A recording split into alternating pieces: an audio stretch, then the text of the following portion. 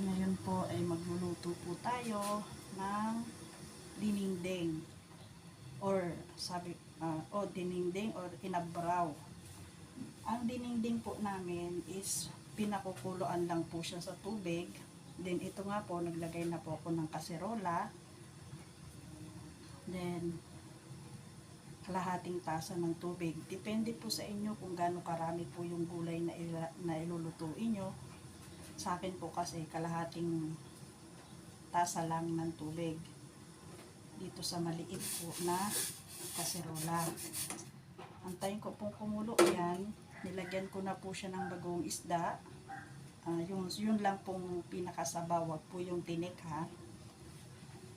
Tapos pag kumulo na siya, tatanggalin po natin yung itim na bula.